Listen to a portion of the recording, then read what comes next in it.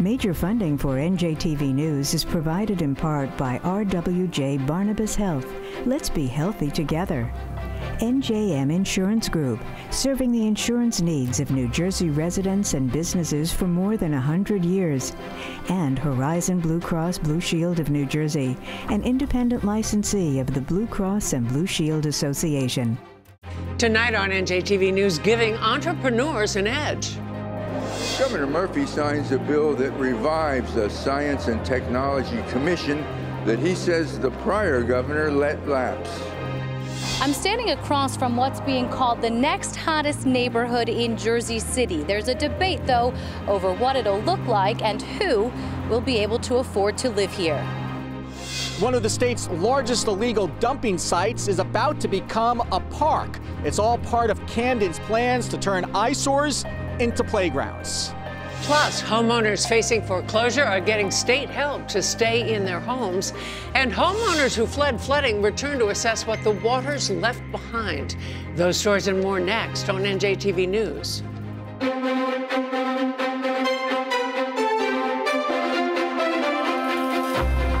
Live from the Agnes Varus NJTV studio at 2 Gateway Center in Newark, this is NJTV News with Mary Alice Williams. Hello, thank you for joining us. It could come as welcome news to business and industry's R&D teams and scholars and scientists, too. The governor's unveiled new information sharing and technology transfer tools aimed at helping jumpstart what he calls the state's innovation economy. Chief Political Correspondent Michael Aaron reports. Governor Murphy talks a lot about what he calls the innovation economy. Today, he signed a bill that reestablishes a tech-oriented commission that was defunded in 2010. In 1985, a dear friend, a guy who's been a mentor to me, Governor Tom Kean, created the New Jersey Commission on Science and Technology, 1985. As he said then, and I quote Governor Kean, "Putting high-tech facilities in our New Jersey universities and leading centers will ensure a high-tech workforce that's second to none," end of quote. Those words ring true to the letter even 33 years on. So now it will be called the Commission on Science, Innovation, and Technology. Governor Christie apparently felt it was duplicative, but not Murphy. Today, we're getting back to our core mission of making New Jersey the home for cutting-edge research and innovation that improves and saves lives. The signing took place at a 50-acre research park in North Brunswick, owned and run by the State Economic Development Authority. It's an incubator for startups like this company that develops medical skin patches. So you can put this patch on the skin, okay, and it contains medicine. So this medicine will get through the skin into the blood level, and it will control some disease, for example, depression, addiction. Michael Johnson started an advanced imaging firm that has been successful. Now there's this myth of the entrepreneur who's pulling themselves up by the bootstraps all by themselves and willing their startup into existence. And this really is not the case at all. It takes a community, it takes an ecosystem, it takes lots of people. The bill also creates a web portal to the profiles of 3,000 New Jersey scientists working at 6 universities.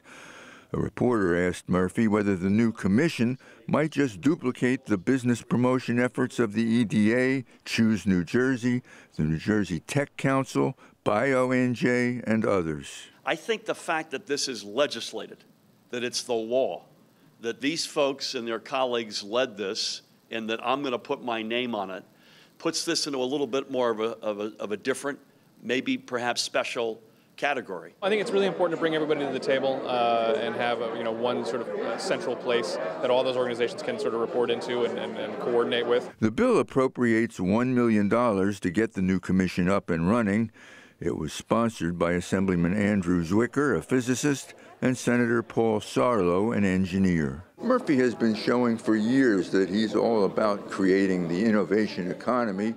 When you build up so much expectation, you're going to be judged by the results. In North Brunswick, I'm Michael Aaron, NJTV News. A plan for a great swath of prime real estate has the attention of Jersey City residents who are fighting to contain a building boom in an already bustling town. Brianna Vannozzi reports. Even on a Wednesday morning in the middle of August, there's no shortage of Jersey City residents at a council meeting, ready to sound off on any number of issues. But a real hot button here, just say the words Bayfront redevelopment site. What the mayor plans on doing is to bond $170 million for this project. So he's basically putting taxpayers who do not benefit for this development in debt, so another group of people can have, cheap housing. Bayfront is the nearly 100-acre former chromium-polluted brownfield in the city's west side, along the Hackensack River waterfront. Now that the Heights and downtown are old news, this is considered the next it spot. The city bought the land earlier this summer with plans to float bonds to pay for it. Has the opportunity to have between 4,000 and 8,000 housing units, as well as commercial. But neighbors have mixed feelings over the project and the hefty price tag that comes with it. Today, the council approved an advisory board to ensure plans don't run amok and price out longtime residents. Basically, what they would do is follow the Bayfront project, right? Because this is a huge endeavor that the city is taking on. So we want to make sure that we have that transparency and we have that input from the community. Councilwoman Denise Ridley represents the Greenville section where Bayfront sits. She voted against the project but favors an advisory committee. It'll consist of 7 members, including 4 residents, 2 council members, and either Mayor Fulop or an appointee. I do get the concerns about the structure, the flooding, the development of Route 440 and the traffic in that area. So those are all things that we have to consider, and that's part of the reason why we're trying to do the advisory board. So Jersey City is in an affordable housing crisis, right? We have 30% of our city, more than 30,000 families across Jersey City are in housing stress. That's renters, homeowners, and everyone. So the idea of building a development that doesn't just follow the previous models, which is all luxury housing that further gentrifies a neighborhood, but to build a neighborhood that actually looks like Jersey City. Still, neighbors worry if a city already bursting at the seams can handle it. It's difficult to move around the city as it is, and like I said, infrastructure is going to be the key to all of the development that we have. What's different about this redevelopment plan as opposed to all the rest that we've seen in the city? This is 95 acres in one of the hottest real estate markets in the country. It is now about to be, we hope, publicly owned. That will allow more leverage on the part of the city and on the part of residents to make sure that this community is done right and that we don't make the same mistakes as the past. Council members tell me it'll take at least 60 days to finalize the advisory board and its members. As one longtime resident put it today, the development is happening. Either get involved or get left behind. In Jersey City, Brianna Vannozzi, NJTV News. Another milestone in the Camden Renaissance. With the help of federal, state, and local governments, one neighborhood is transforming a toxic waste dump into clean green space. Andrew Schmertz reports. On one side of the fence, a park where basketball is played. On the other, one of the worst illegal dumping sites in the state. But now, Camden has a plan and the money to clean it up. Today marks the beginning of what will be the start of a transformational open space project. The end of Camden's biggest illegal dumping site, the removal of a blighted brownfield, and most importantly, an improved quality of life for this community. The cleanup effort is on the site of the old Camden Labs. Besides tearing down dilapidated buildings, environmental crews will have to carry out tons of contaminated dirt. Mercury, lead, and other toxins are spewed throughout the land from years of illegal dumping.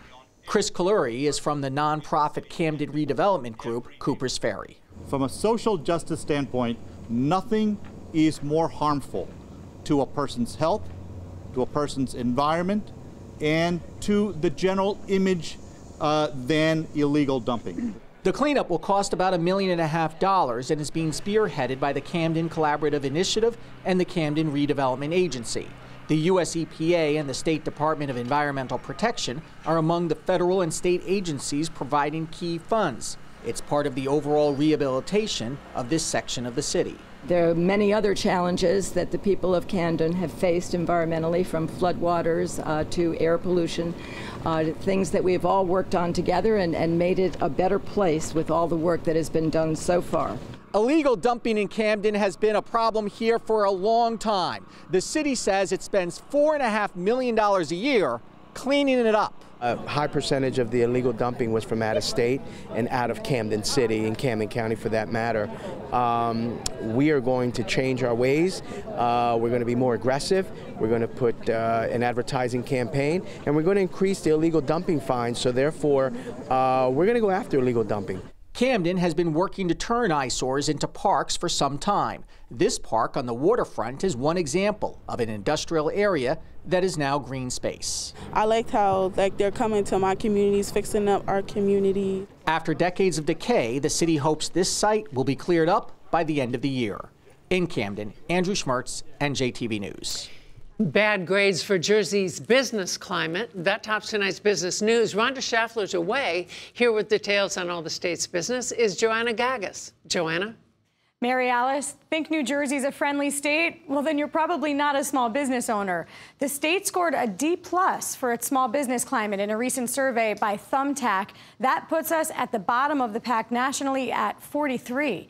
Thumbtack's annual survey measures categories like ease of starting a business, ease of hiring, and tax and licensing regulations. The state earned an F for its government websites and its training and networking programs.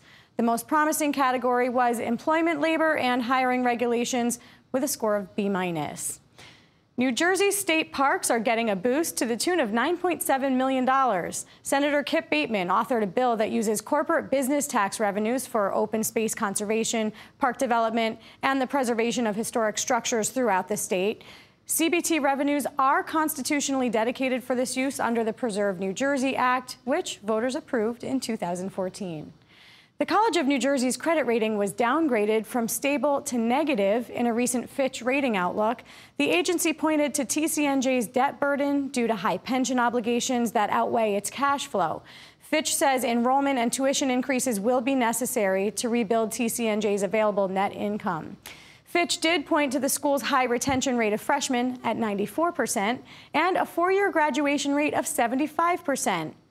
That ranks the College of New Jersey 6th among public colleges across the country. And yet another casino throws its hat in the sports betting ring. The Golden Nugget is now the 6th to offer on-site betting. It'll take paper bets through August 30th, when it'll officially announce the opening of its sports book. On Wall Street, stocks fall today as trade tensions persist. And those are your top business stories. Support for the Business Report provided by Verizon.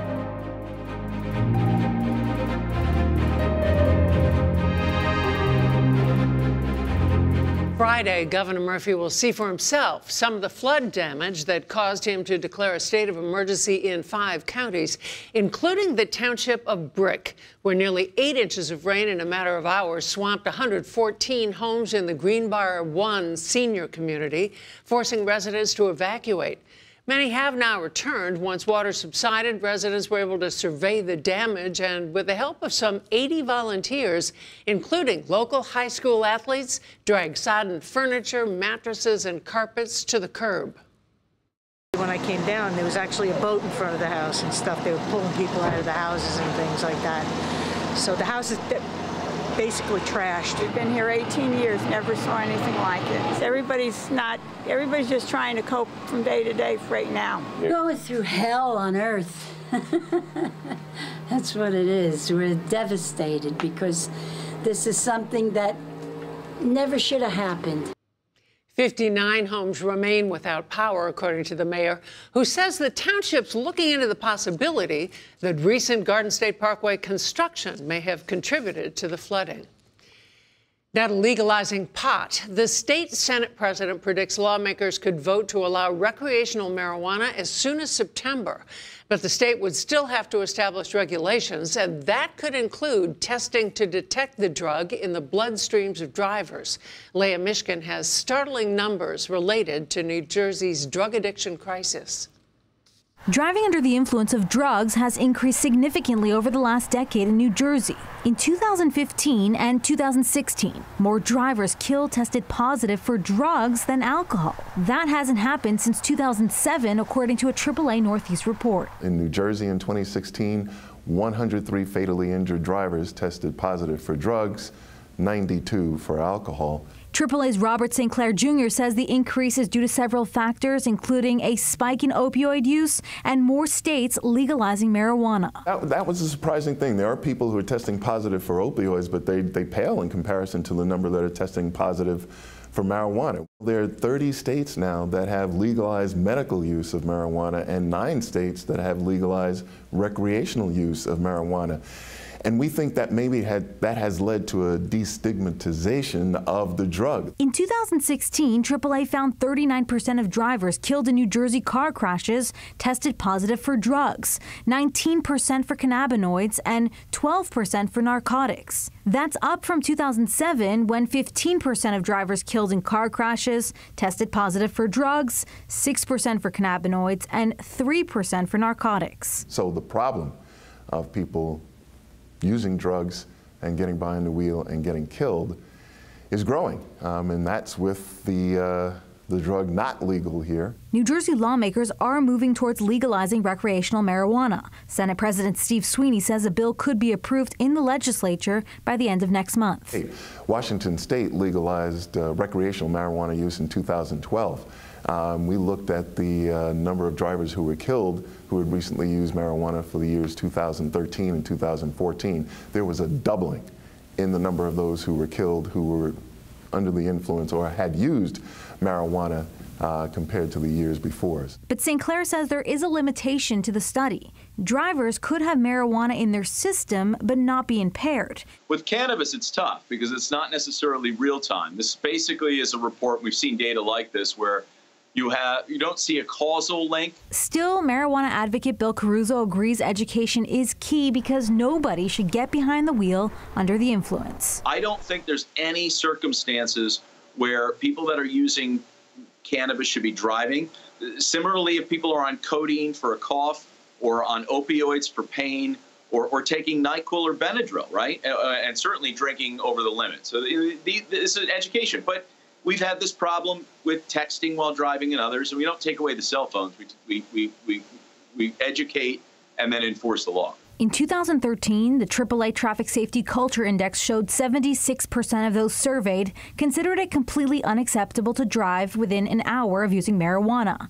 In 2017, that's fallen to 66%. St. Clair recommends hiring more drug recognition experts among law enforcement and to put a breathalyzer-type roadside test in place to indicate marijuana usage.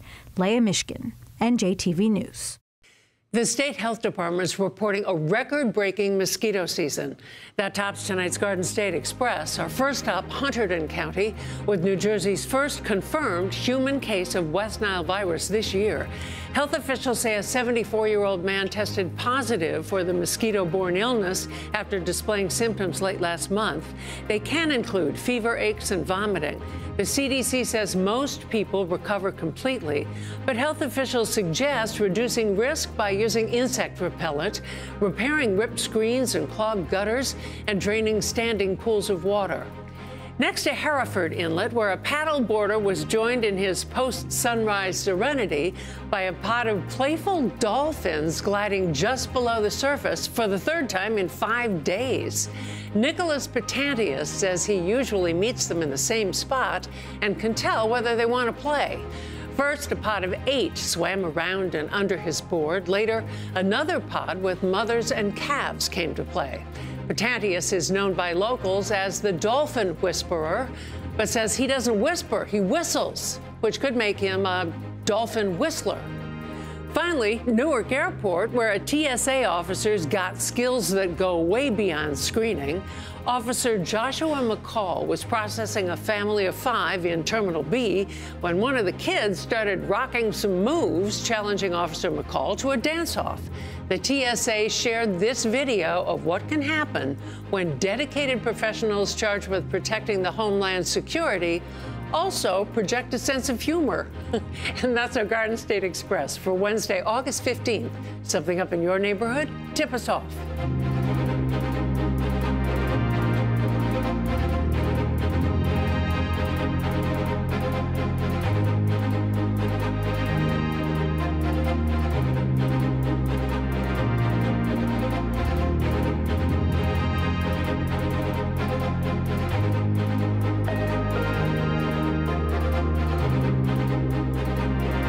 New Jersey in 2017 had the highest home foreclosure rate in the country, in part due to a combination of the high cost of living, the prolonged foreclosure process, and aggressive tactics by lenders. Now the state's launched a service to help residents keep their homes. Michael Hill reports. I fell at work over 2 years ago, and everything has snowballed. A medical hardship led to an economic one for one of the breadwinners of this Passaic County home and a phone call from her lender. They needed payment or that the papers would be filed for foreclosure. This borrower took advantage of the lender's advice. She called New Jersey Citizen Action, one of dozens of nonprofits in the state to help homeowners try to keep their houses. She signed papers last week in a program that will pay her lender and allow the family of 5 to stay put. I feel like a huge weight is off my shoulders. Since 2008, we have counseled over 36,000 folks. New Jersey has just unveiled a new $1 million program to counsel 1,800 families facing foreclosure. It includes mediation with banks. When people who have had their homes foreclosed or they get notification, they are outflanked at the bargaining table. The New Jersey Housing and Mortgage Finance Agency says counseling works and studies prove it. The agency says a national study of 240,000 cases found families were 3 times more likely to keep their homes through counseling intervention. That's what counseling does as part of the system of protecting home ownership. The agency is funding the new counseling program, and Newark Mayor Ras Baraka says the foreclosure issue needs all the attention it can get after the Great Recession. African American communities lost 50% of their wealth during that time. We are still recovering from that. It is almost, and I hate to compare it to anything, it is almost similar to the opioid crisis, which I've had up front at St. Michael's Hospital. I've been able to see that up front and close, seeing these families go through sickness, heart attacks, strokes, depression. Reverend Ronald Slaughter of St. James AME Church has met with Wells Fargo executives about predatory lending and foreclosure practices. He's anticipating the big bank conducting forensic audits in more than 100 foreclosure cases. This month, Wells Fargo apologized for making mistakes and taking away hundreds of homes by foreclosure across the country. Frederica Bay says Wells Fargo foreclosed on her East Orange home in the middle of a trial to modify payments. You're not going to take my house like you took my ancestors and sold them like a horse or a cow, and then come up saying that now you are new Wells Fargo. You are a lie and the truth ain't in you. In a statement, Wells Fargo says, we worked with Ms. Bay for nearly 4 years in an effort to find an option that would allow her to keep her home and postpone foreclosure sales on several occasions to review her situation. Unfortunately, despite those efforts, we were unable to find an alternative and completed the foreclosure earlier this year. A third party acquired the property at the foreclosure sale, and as a result, Wells Fargo is not involved in any current actions related to the house, such as the new owner repeatedly showing up. I showed up a few times, until, like I said, I called the police. Wells Fargo says it will take part of the new counseling program while the state urges homeowners to act quickly when they get foreclosure notices, as this Passaic family did. I honestly thought that my house was going to be gone, so no, I made that call and right away. The state says only 800 homeowners in 22,000 foreclosure cases take advantage of mediation. Michael Hill, NJTV News.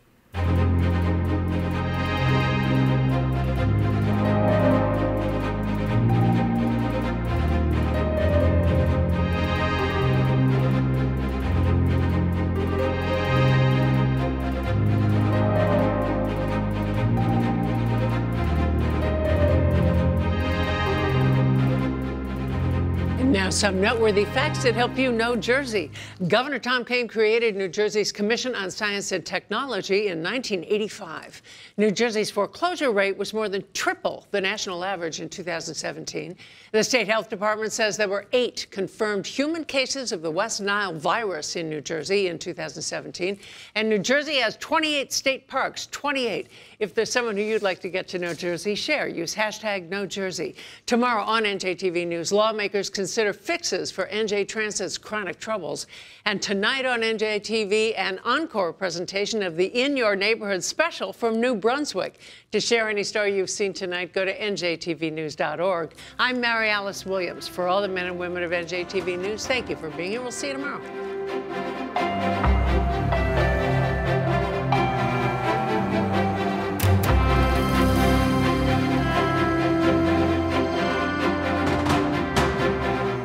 The members of the New Jersey Education Association, making public schools great for every child.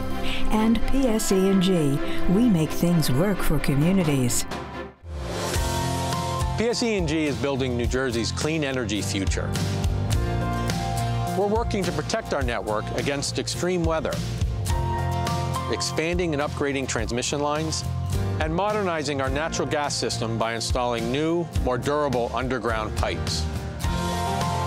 At PSE&G, our goal is to make sure you have the safe, reliable energy you need to power your life now and into the future.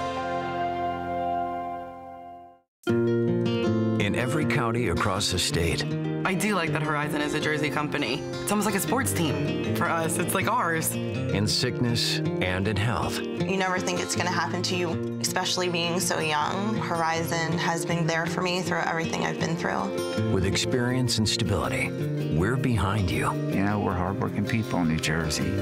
Horizon gets us.